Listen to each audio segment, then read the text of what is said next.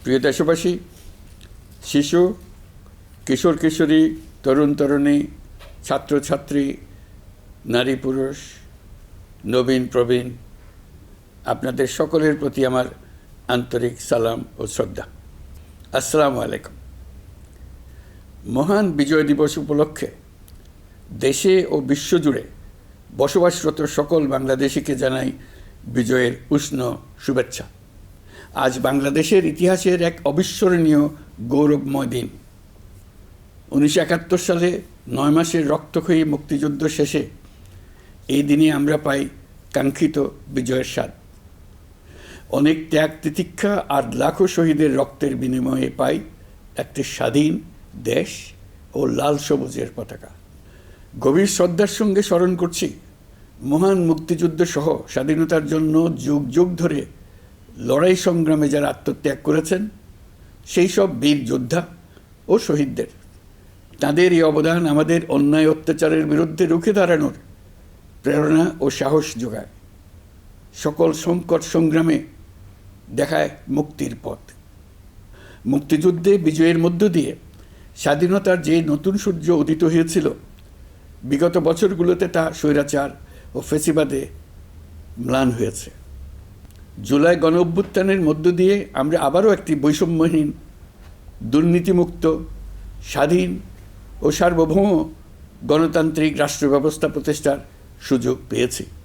অন্তর্বর্তীকালীন সরকার একটি উন্নত ও সুশাসিত বাংলাদেশের শক্তিশালী ভিত গড়ে তুলতে যে বিস্তৃত সংস্কার কর্মসূচি গ্রহণ করেছে, দেশের আপামর জনগণের সম্মিলিত অংশগ্রহণের মধ্য দিয়ে আজ আমরা তার সফল পরিসমাপ্তির পথে এগিয়ে যাচ্ছি। প্রিয় দেশবাসী, আপনাদের সামনে আজ উপস্থিত হয়েছি অত্যন্ত ব্যথিত হৃদয়ে। এই আনন্দের দিনে গভীর বেদনার সঙ্গে জানাচ্ছি জুলাই অভ্যুত্থানের সম্মুখ যোদ্ধা, ইনকিলাব মঞ্চের মুখপাত্র শরীফ ওসমান হাদির উপর সম্প্রতি যে হামলার ঘটনা ঘটেছে তা শুধু একজন ব্যক্তির উপর আঘাত নয়, এটি বাংলাদেশের অস্তিত্বের উপর আঘাত, আমাদের গণতান্ত্রিক পথ চলার উপরে আঘাত। শরীফ ওসমান হাদি বর্তমানে সংকটাপন্ন অবস্থায় চিকিৎসাধীন। তার চিকিৎসা ও নিরাপত্তা নিশ্চিত করতে সরকার প্রয়োজনীয় সব ব্যবস্থা গ্রহণ করেছে। ইতিমধ্যে উন্নত চিকিৎসার জন্য তাকে সিঙ্গাপুরে পাঠানো হয়েছে। আপনারা তার জন্য মহান আল্লাহ তাআলার কাছে অন্তরের অন্তঃস্থল থেকে দোয়া করুন। সরকার এই ঘটনাকে অত্যন্ত গুরুত্বের সঙ্গে দেখছে। ঘটনার সঙ্গে জড়িতদের প্রাথমিকভাবে চিহ্নিত করা গেছে। আমি দেশবাসীকে আশ্বস্ত করতে চাই, যারা এই ষড়যন্ত্রে জড়িত তারা যেখানেই থাকুক না কেন, তাদের কাউকে ছাড় দেওয়া হবে না। আমি পরিষ্কারভাবে বলতে চাই, পরাজিত শক্তি ফ্যাসিস্ট টেররিস্টদের এই অপচেষ্টা সম্পূর্ণভাবে ব্যর্থ করে দেওয়া হবে। ভয় দেখিয়ে, সন্ত্রাস ঘটিয়ে বা রক্ত ঝরিয়ে এদেশের গণতান্ত্রিক অগ্রযাত্রা কেউ থামাতে পারবে না। আপনাদের প্রতি আহ্বান জানাই, সংযম বজায় রাখুন, অপপ্রচার বা গুজবে কান দেবেন না। ফ্যাসিস্ট টেররিস্টরা যারা অস্থিরতা সৃষ্টি করতে চায়, আমরা অবশ্যই ঐক্যবদ্ধ হয়ে তাদের মোকাবেলা করব। তাদের ফাঁদে পা দেব না। পরাজিত ফ্যাসিস্ট শক্তি এদেশের পবিত্র মাটিতে আর কোনো দিন ফিরে আসবে না। প্রিয় দেশবাসী, আমাদের তরুণদের রক্ষা করুন, তাহলেই আমরা সবাই এবং আমাদের প্রিয় মাতৃভূমি রক্ষা পাবে। যারা দেশ ছেড়ে পালিয়ে গেছে তারা বুঝে গেছে তরুণ যোদ্ধারা তাদের পুনরুত্থানের পক্ষে ভীষণ রকম বাধা। এই অস্ত্রহীন, ভীতিহীন, ব্যক্তিগত স্বার্থ সম্বন্ধে সম্পূর্ণ উদাসীন দৈনন্দিন এই চেহারার ছেলে মেয়েদের নিয়ে তাদের সাংঘাতিক ভীতি। তাদের লক্ষ্য হলো নির্বাচন আসার আগেই পথের এই বাধাগুলো সরিয়ে ফেলা, নিজেদের রাজত্ব আবার কায়েম করা। তাদের বন্ধুরা যতদিন তাদের সঙ্গে আছে ততদিন তারা এই স্বপ্ন দেখবে। নির্বাচন হয়ে গেলে তাদের বন্ধুরা সমর্থন জোগাতে বেকায়দায় পড়বে। সেজন্যই তো এত তাড়াহুড়া। তারা চায় নির্বাচনের আগেই তাদের ফিরে আসা নিশ্চিত করতে। নানা ভঙ্গিতে এটা তারা করবে। এই চোরাগুপ্তা খুন করার উদ্যোগ তার একটা রূপ। আরও কঠিনতর পরিকল্পনা নিয়ে তাদের প্রস্তুতি আছে। দেশের সবাইকে জোর গলায় বলতে হবে, আমরা তরুণদের রক্ষা করব। এখানে পুরনো আমলের দাসত্ব মেনে যারা আছে তাদেরকে দাসত্ব থেকে বের হয়ে আসতে হবে। উৎসবমুখর, শান্তিপূর্ণ নির্বাচন করে আমরা সবাই মিলে দেশের উপর আমাদের পরিপূর্ণ দখল প্রতিষ্ঠিত করব। নির্বাচন অবধি আর বাকি মাত্র 2 মাস। আমরা তাদের উপর নজর রাখব এবং বাকি দিনের প্রতিটি দিন উৎসবমুখর করে রাখব। যেহেতু আমাদের কিশোর কিশোরী তরুণ তরুণীদের মনে কোনো ভয় ডর নেই, তাই তারা নির্বাচনের আগের 2 মাসের প্রতিটি মুহূর্তকে উৎসবমুখর করে রাখবে। সব রকমের হিংসা কোন্দল থেকে দেশকে বাঁচিয়ে রাখবে। প্রিয় দেশবাসী, আপনারা জানেন জাতীয় নেত্রী, দেশের 3 বারের সাবেক প্রধানমন্ত্রী, গণতান্ত্রিক রাজনীতির অন্যতম শীর্ষ ব্যক্তিত্ব এবং বিএনপি চেয়ারপারসন বেগম খালেদা জিয়া বর্তমানে অসুস্থ অবস্থায় হাসপাতালে আছেন। এই বিষয়টি আমাদের সকলের জন্যই উদ্বেগের বিষয়। অন্তর্বর্তীকালীন সরকার বেগম খালেদা জিয়ার অসুস্থতার বিষয়টি শুরু থেকেই সর্বোচ্চ গুরুত্ব দিয়ে আসছে। বেগম খালেদা জিয়া বাংলাদেশের ইতিহাসের একটি গুরুত্বপূর্ণ অধ্যায়ের অবিচ্ছেদ্য অংশ। বাংলাদেশের স্বাধীনতা, সার্বভৌমত্ব ও গণতন্ত্রের প্রতি তাঁর অবিচল অঙ্গীকার, দেশের উন্নয়নে তাঁর অবদান এবং তার প্রতি জনগণের শ্রদ্ধাময় আবেগ বিবেচনা নিয়ে সরকার ইতিমধ্যেই তাকে রাষ্ট্রের অতি গুরুত্বপূর্ণ ব্যক্তি হিসেবে ঘোষণা দিয়েছে।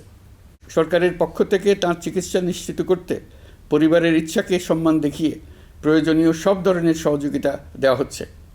দেশে চিকিৎসার পাশাপাশি প্রয়োজনীয় বিদেশে উন্নত চিকিৎসার ব্যবস্থা সহ সব বিষয় বিবেচনায় রয়েছে। প্রিয় দেশবাসী, দায়িত্ব গ্রহণের পর অন্তর্বর্তীকালীন সরকার 3টি বিষয়কে সর্বাধিক গুরুত্ব দিয়েছে: জুলাই আগস্ট হত্যাকাণ্ডের বিচার, একটি জবাবদিহিমূলক ও কার্যকর গণতান্ত্রিক ব্যবস্থায় উত্তরণের জন্য রাষ্ট্র কাঠামোর প্রয়োজনীয় মৌলিক সংস্কার এবং একটি সুষ্ঠু নির্বাচন।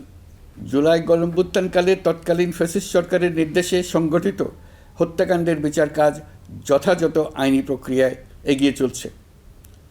ইতিমধ্যে ট্রাইব্যুনাল কর্তৃক একটা মামলার রায় ঘোষিত হয়েছে। আন্তর্জাতিক অপরাধ ট্রাইব্যুনাল স্বাধীন ও স্বচ্ছ প্রমাণভিত্তিক বিচার প্রক্রিয়ার মাধ্যমে দেশের ছাত্র, শ্রমিক ও সাধারণ জনগণের উপর নির্বিচার হত্যাকাণ্ডের প্রধান নির্দেশদাতা হিসেবে পতিত ফ্যাসিস্ট সরকারের প্রধান শেখ হাসিনাকে মৃত্যুদণ্ড প্রদান করেছে। যথাযথ আইনি প্রক্রিয়া অংশ হিসেবে অভ্যুত্থানের পর পলাতক শেখ হাসিনা এবং এই মামলার সাজাপ্রাপ্ত অপর আসামি সাবেক স্বরাষ্ট্রমন্ত্রী আসাদুজ্জামান খানকে দেশে ফেরানোর জন্য সরকার আনুষ্ঠানিকভাবে ভারত সরকারকে অনুরোধ জানিয়েছে। প্রিয় দেশবাসী, ইতিমধ্যে বেশ কিছু প্রাতিষ্ঠানিক ও কাঠামোগত সংস্কার সম্পন্ন করা হয়েছে। কয়েক ডজন পুরনো আইন সংশোধন করা হয়েছে এবং বেশ কয়েকটি নতুন আইন প্রণয়ন করা হয়েছে। সংস্কারের সবচেয়ে বড় পদক্ষেপ হচ্ছে জুলাই জাতীয় সনদ। মৌলিক সাংবিধানিক সংস্কার নিশ্চিত করার জন্য এটি আদেশ আকারে জারি করা হয়েছে। জুলাই জাতীয় সনদ বাস্তবায়নে এখন নাগরিকদের অনুমোদন নেওয়ার পালা। তাই আগামী নির্বাচনে আপনাদের সিদ্ধান্ত অপরিসীম গুরুত্বপূর্ণ। গণতান্ত্রিক ভবিষ্যতের পথরেখা এখান থেকেই সূচিত হবে। আগামী সংসদ নির্বাচনের সময় একই সঙ্গে জুলাই জাতীয় সনদের উপর গণভোট অনুষ্ঠিত হবে। এই গণভোটে আপনারা হ্যাঁ না ভোটের মাধ্যমে সংস্কারের পক্ষে বা বিপক্ষে মতামত দিন। নির্বাচন কমিশন ইতিমধ্যে নির্বাচনের তফসিল ঘোষণা করেছে। আগামী 12ই ফেব্রুয়ারি সাধারণ নির্বাচন ও গণভোট অনুষ্ঠিত হবে। এই লক্ষ্যে যাবতীয় প্রস্তুতি চূড়ান্ত করা হয়েছে। সরকার নির্বাচন কমিশনকে সর্বাত্মক সহযোগিতা দিয়ে যাচ্ছে। প্রিয় দেশবাসী, এবারের নির্বাচন ও গণভোট বাংলাদেশের ভবিষ্যৎ পথরেখা নির্ধারণের এক ঐতিহাসিক মুহূর্ত। আমরা কোন ধরনের রাষ্ট্র প্রত্যাশা করি তা নির্ভর করবে গণভোটের ফলাফলের উপরে। এই ভোটের মাধ্যমে ঠিক হবে নতুন বাংলাদেশের চরিত্র, কাঠামো ও অগ্রযাত্রার গতিপথ। আমরা চাই এই নির্বাচন হোক সত্যিকার অর্থে উৎসবমুখর, অংশগ্রহণমূলক, শান্তিপূর্ণ এবং সর্বোপরি সুষ্ঠু। নির্বাচনকে ঘিরে নিরাপত্তা, প্রশাসনিক প্রস্তুতি, প্রযুক্তিগত সহায়তা এবং পর্যবেক্ষণের প্রতিটি ধাপকে আমরা অত্যন্ত গুরুত্বের সঙ্গে বিবেচনা করছি। একটি গ্রহণযোগ্য নির্বাচন আয়োজনের জন্য প্রয়োজনীয় সব ব্যবস্থা গ্রহণে আমরা প্রতিশ্রুতিবদ্ধ। একটি বিষয় বারবার মনে করিয়ে দিতে চাই, নতুন বাংলাদেশ গঠনের দায়িত্ব আমাদের সবার। আপনাদের মূল্যবান ভোটেই আমাদের রাষ্ট্রের ভবিষ্যৎ নির্ধারণ করবে। তাই ভোটকে শুধু কাগজে একটা সিল মারার আনুষ্ঠানিকতা হিসেবে দেখলে হবে না, বরং এটি হবে নতুন রাষ্ট্র বিনির্মাণে আপনার সক্রিয় অংশগ্রহণ, গণতান্ত্রিক অধিকার চর্চা এবং দেশকে এগিয়ে নিতে সরাসরি অবদান। দেশের মালিকানা আপনাদের হাতে, আর সেই মালিকানারই স্বাক্ষর আপনার ভোট। এই নির্বাচনের গ্রহণযোগ্যতা ও পবিত্রতা রক্ষার জন্য রাজনৈতিক নেতৃত্বের ভূমিকা অপরিসীম। আমি দেশের প্রতিটি রাজনৈতিক দলের নেতৃবৃন্দের প্রতি উন্মুক্ত আহ্বান জানাচ্ছি, আপনারা একে অপরকে প্রতিযোগী হিসেবে দেখবেন, কখনো শত্রু হিসেবে দেখবেন না। নির্বাচনের মাঠে এমন একটি সুষ্ঠু, গ্রহণযোগ্য, শান্তিপূর্ণ পরিবেশ তৈরি করুন যাতে দেশের মানুষ গণতান্ত্রিক প্রক্রিয়ার প্রতি আরও আত্মবিশ্বাসী হয়ে ওঠেন। যারা ভোট বাক্স ডাকাতি করবে তারা দেশের মানুষের স্বাধীনতা হরণকারী, তারা নাগরিকদের দুশমন। তাদের থেকে নাগরিকদের রক্ষা করা আমাদের সবার অবশ্য কর্তব্য। ভোট জনগণের ভবিষ্যৎ রচনার অক্ষর। ভোট বাক্সে ভোট জমা দিতে না পারলে কাঙ্ক্ষিত ভবিষ্যৎ আর রচনা করা যাবে না। আপনার ভোট আপনি সযত্নে ভোট বাক্সে দিয়ে আসুন। কেউ বাধা সৃষ্টি করলে তাকে সুশৃঙ্খলভাবে প্রতিহত করুন। আইনশৃঙ্খলা বাহিনীর সহযোগিতা নিন। ভোটের উপর নির্ভর করছে আপনার আমার সবার ভবিষ্যৎ, আপনার আমার সন্তানের ভবিষ্যৎ। যোগ্য লোককে ভোট দেন, জাতির ভবিষ্যৎ নিশ্চিত করুন। মনে রাখবেন, ভোট রক্ষা করা দেশ রক্ষা করার সমান দায়িত্ব। ভোট রক্ষা করুন, দেশকে রক্ষা করুন। ভোট দেশকে এগিয়ে নিয়ে যাওয়ার গাড়ির চাকা। এই চাকা কাউকে চুরি করতে দেবেন না। আসন্ন জাতীয় নির্বাচন ও গণভোটকে সামনে রেখে প্রশাসনকে আরও কার্যকর, নিরপেক্ষ ও নির্বাচনী পরিবেশের উপযোগী করতে সরকার মাঠ প্রশাসন ও পুলিশ প্রশাসনে বেশ কিছু রদবদল করেছে। এই পরিবর্তনগুলো কারো প্রতি অনুরাগ বা বিরাগ প্রসূত নয়। এগুলো করা হয়েছে দক্ষতা, যোগ্যতা এবং পেশাগত সক্ষমতার ভিত্তিতে। আমাদের লক্ষ্য একটাই, দেশের প্রতিটি ভোটার যেন ভোট দিতে পারেন নিরাপদ পরিবেশে, ভয়মুক্ত মনে এবং সর্বোচ্চ স্বাধীনতায়। নির্বাচন কমিশন যদি মনে করে আরও কোনো পদক্ষেপ প্রয়োজন, তা কমিশন অবশ্যই গ্রহণ করবে। প্রিয় দেশবাসী, জুলাই সনদ জাতির ভবিষ্যৎ পথযাত্রার একটি ঐতিহাসিক দলিল। এই সনদে আমরা যে সংস্কারমালা প্রস্তাব করেছি, রাজনৈতিক স্থিতিশীলতা, বিশ্বাসযোগ্য নির্বাচন, প্রশাসনিক জবাবদিহিতা, দুর্নীতি হ্রাস, অর্থনৈতিক পুনর্গঠন এবং সমাজে সম অধিকার প্রতিষ্ঠা, এসব বাস্তবায়নের জন্য প্রয়োজন জনগণের সুস্পষ্ট মতামত। কারণ একটি জাতীয় রূপান্তর কখনই একক নেতৃত্ব বা একটি প্রশাসনের মাধ্যমে টেকসই হয় না। জনগণকেই চূড়ান্ত সম্মতি দিতে হয়। এই কারণেই আমরা গণভোটের আয়োজন করেছি, যাতে দেশের ভবিষ্যৎ সংস্কার দিশা নির্ধারণে জনগণ সরাসরি সিদ্ধান্ত দিতে পারেন। এই গণভোট হবে বাংলাদেশের ইতিহাসে নতুন মাইলফলক। এখানে আপনাদের প্রতিটি ভোট আগামী দিনের রাষ্ট্র ব্যবস্থার ভিত্তি স্থাপন করবে। এবারের নির্বাচনটি অনেক বেশি গুরুত্বপূর্ণ, কারণ একই দিনে এবার দুটি ভোট, একটি সংসদ সদস্য নির্বাচনের ভোট আর একটি গণভোট, যার প্রভাব হবে শতবর্ষব্যাপী। কাজেই অবশ্যই ভোট দেন, ভবিষ্যৎ নিশ্চিত করুন। এর মাধ্যমে আপনারা জানিয়ে দিন, আপনারা কি জুলাই সনদের সংস্কার কাঠামোকে এগিয়ে নিতে চান কি চান না। আপনাদের ভোটই নির্ধারণ করবে রাষ্ট্র কোন পথে অগ্রসর হবে, প্রশাসন কোন কাঠামোয় পুনর্গঠিত হবে এবং নতুন বাংলাদেশ কেমন রূপ পাবে।